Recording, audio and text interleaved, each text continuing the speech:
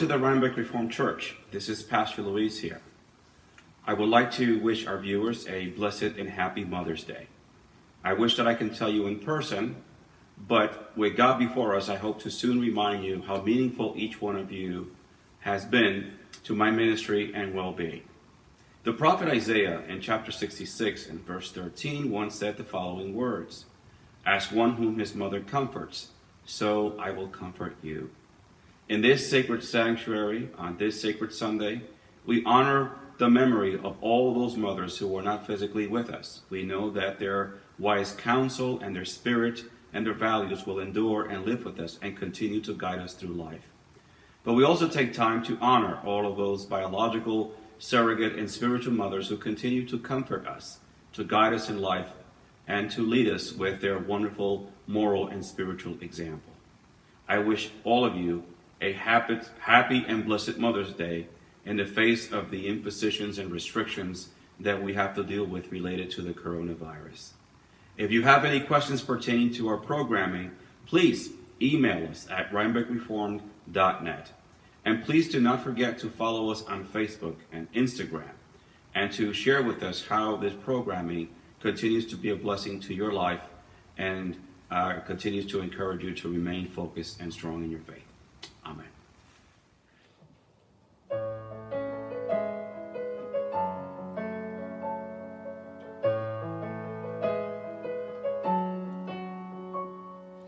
Unto the King who reigns over all and never changes or turns. Unfailing justice, unfading grace, whose promises remain. Yes, your promises remain. Unto the King who reigns over all and never changes or turns. Unfailing justice, unfading grace, whose promises remain. Yes, your promises remain. The heavens ring, the saints all sing, great is your faithfulness. From age to age we will proclaim, great is your faithfulness. How great is your faithfulness.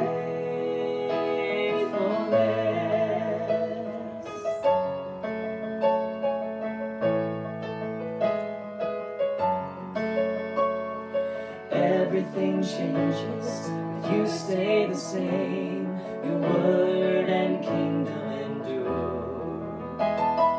Lean on the promise of all that you are and trust forevermore. We will trust forevermore. The heavens ring, the saints all sing, great is your faithfulness. From age to age we will proclaim, great is your faithfulness. How great is your faithfulness. From generation to generation, you never failed us, oh God. Yesterday and today and tomorrow, until the day you return. The heavens ring, the saints all sing, great is your faithfulness. From age to age we will proclaim, great is your faithfulness. The heavens ring, the saints all sing, great is your faithfulness. From age to age we will proclaim, great is your faithfulness. How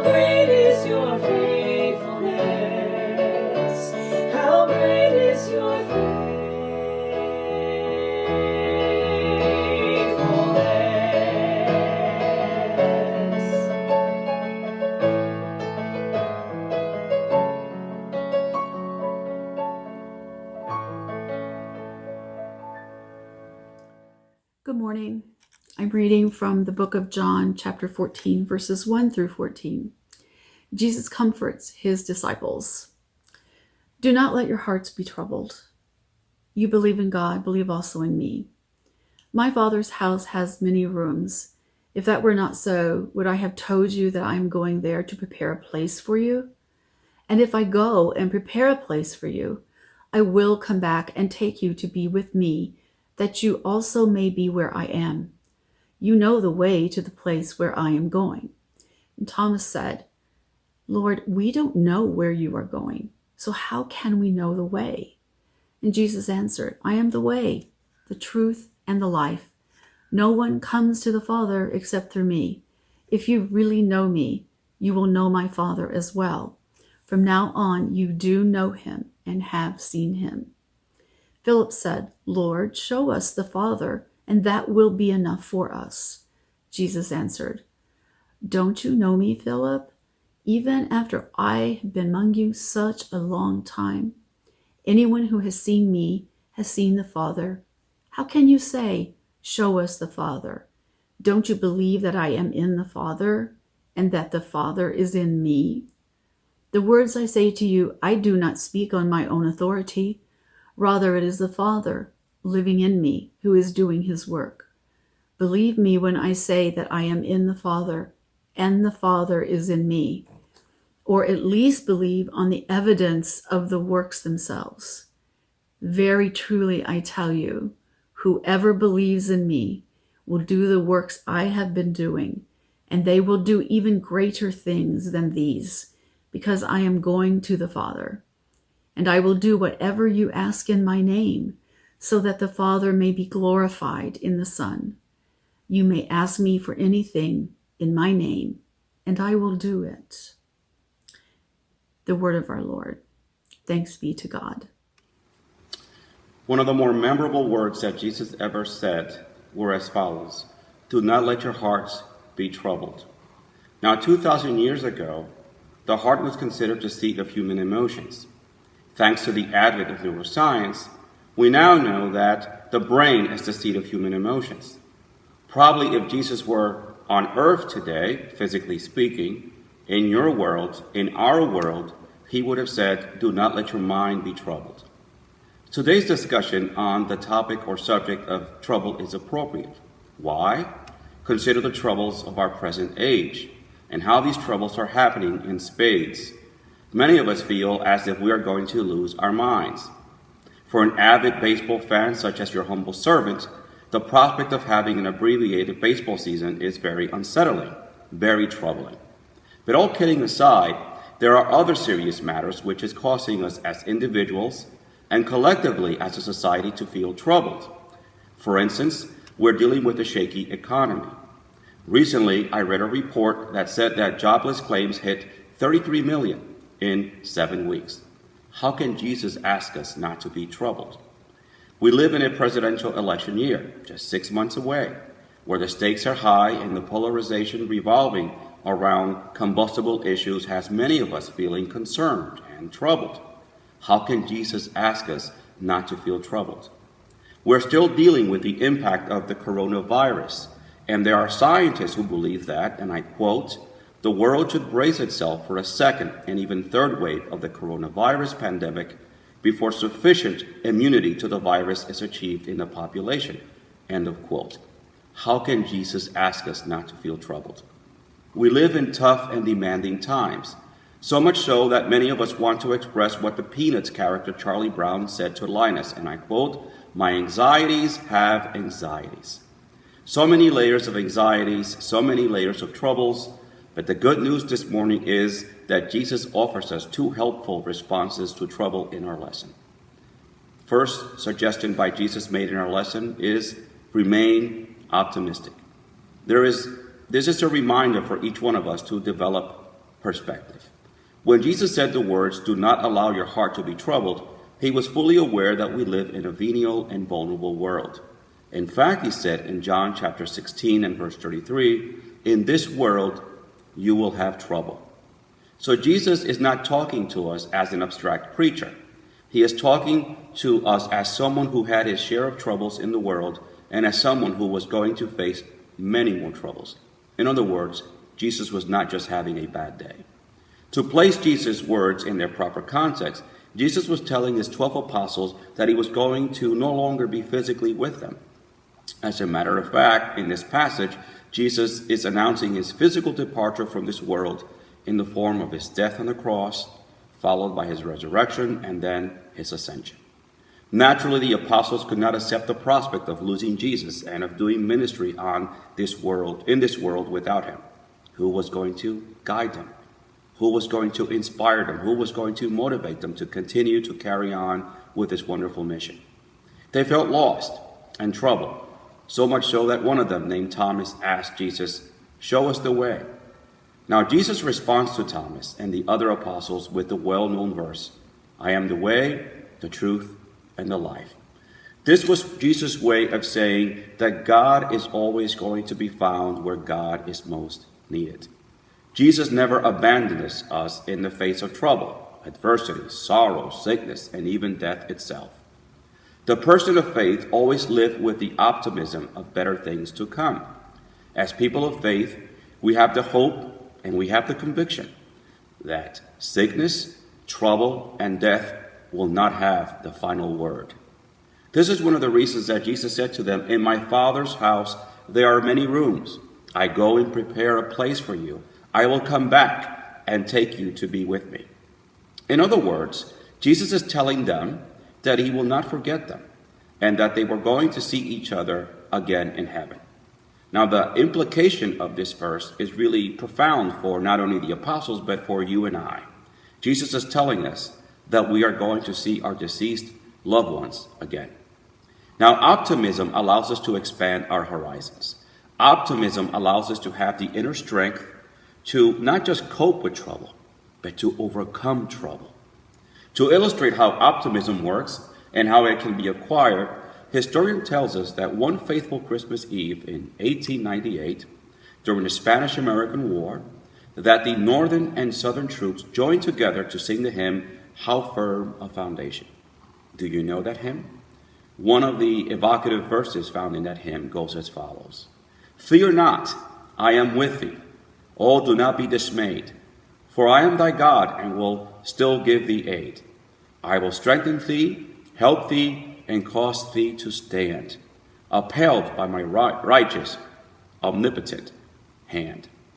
In the face of the turmoil that these soldiers faced during the Spanish-American War, they were able to demonstrate to us that it is possible to acquire optimism by singing, which is another form of prayer. As Martin Luther said, when we sing, we pray twice. They also teach us that optimism is bigger than any trouble that we face. And they also teach us that it is possible to remain optimistic in the work of coming together with others to resolve common challenges. My second and final point this morning through this wonderful devotion that we're having together is that God can be trusted. One of the more controversial things that Jesus said, or that he ever did, was to use the phrase, "I am," before making a pronouncement. For example, he said, "I am the light of the world." He also said, "I am the good shepherd." He also said, "I am the bread of life." And as many of you may recall from last week's devotion, he said, "I am the gatekeeper." Now, many of us may remember from our Sunday school education the story of Moses and the burning bush. In that story, Moses had an epiphany of God in the form of a burning bush. He experienced an epiphany of God in the burning bush. Moses was startled by this manifestation of God, and he asked God to identify God's self, to which God said, "I am who I am." Many of you may remember those memorable words. So when Jesus said in our lesson this morning, "I am the way, the truth, and the life," he is telling his listeners that I can be trusted because I was the one who spoke to Moses at the burning bush. In other words, I was always present in the past, I am present now, and I will be present in the future. Here we have a new form of Christology being introduced to us by the Gospel of John, which is one of the unique characteristics of John as opposed to Matthew, Mark, and Luke. Christology is a fancy way of saying that we're looking at the nature of Christ, or that we are studying the nature of Christ, or how Christ is understood through the lens or the prism of the people who wrote about him, namely the gospel writers. John is telling us that Jesus said, I am not just a Messiah, I am God. So this is John's way of elevating Jesus in a way that transcends what the other gospel writers had done prior to the Gospel of John being written. And this is an important clarification because we know from historical sources that there were other messiahs in Jesus' day, and those messiahs were not successful in driving out their oppressive Roman forces. So Jesus is saying to his apostles, look, I get it. The other apostles fail. When I'm saying that I am leaving, he is not saying I'm bailing out on you, but that I am going to another form of my ministry. So Jesus was proven correct when he said that I am who I am in this passage. Also, Jesus is saying, I am not just the Son of God, I am God. This is also an important clarification. Why? Because just because you are someone else's son, it doesn't mean that you are equal to your Father. And Jesus is saying the Father and I are one, as we heard in our lesson. In other words, Jesus is saying, I am God. Let us remember that in our lesson, Jesus was addressing a Jewish constituents. Jesus was, as a fellow Jewish man, addressing fellow Jewish apostles. And they understood in the context of his words what historical import there was with his declaration when he said, I am. So the gospel writer does not have us go through the painstaking exercise of trying to unpack this information. They understood what Jesus meant. So it is evident that Jesus was saying to his Jewish apostles, just like I, as God, delivered our ancestors from the bondage of Egypt, gave them the law, guided them through the wilderness for 40 years, rescued them from 2 exiles, and have been with them till this point, I will continue to provide for them and to provide for you forever. God can be trusted. So in other words, Jesus is saying, I am not making empty promises. I am not a Greek Cassandra, the Greek mythological goddess who was known for making prophecies that could not be believed. Jesus said to them, look at my track record. I can be trusted. As you're watching me this morning, think about the biggest trouble you have faced, and here you are, standing firm, standing strong to this point. If God delivered you from a past trouble when you didn't know how you were going to make it, and when others doubted that you were going to make it, what makes you think that God is not going to see you during the troubles that you are currently facing at this point of your life? God can be trusted. In the spectrum of our emotions, some of us are dealing with anxiety, anger, sadness, depression. It's healthy for us to label those emotions and to recognize them. Jesus allowed his apostles to acknowledge that they felt troubled and anxious and concerned over the prospect that he was not going to be with them. But he didn't want them to remain stuck in those feelings. He realized that had they did, they would not have been able to function and continue with his legacy and ministry on earth. So he tells them, do not be troubled, as a way of saying, hey, develop inner strength, develop a new spiritual optimism. This is not where our work together ends, but this is a springboard for greater things to come. The Quakers have a wonderful saying, and it goes, have faith and the way will open, which is a way, I believe, of them saying, pray until something happens, or have optimism and the doors will open for us. To summarize, we're living in an extraordinary times, and this is an extraordinary moment. We all know that trouble is part of the course of life and that some troubles are bigger than others. But God, through Jesus, has given us the power to overcome the world and overcome the troubles, no matter how big that trouble is. Earlier, I purposely shared part of a verse that was shared by Jesus in response to trouble. That verse came from John chapter 16 and verse 33, where Jesus said, in this world you will have trouble, but take heart, I have overcome the world. So the verse in its entirety says, take heart, I have overcome the world. And if Jesus overcame the world, we have nothing to fear, because we are serving a God who is victorious, and by extension, he is going to give us the inner strength in the face of the outer turmoil that we face to overcome the world. Now, many depict a faith that just because we serve Jesus or serve God, that we are immune to the troubles of this world. That is a shabby faith and a shabby theological understanding of how the world works. Notice that Jesus does not promise us a magical carpet to fly over our troubles like Aladdin. He tells us we're going to face trouble in this world, but I have overcome the troubles.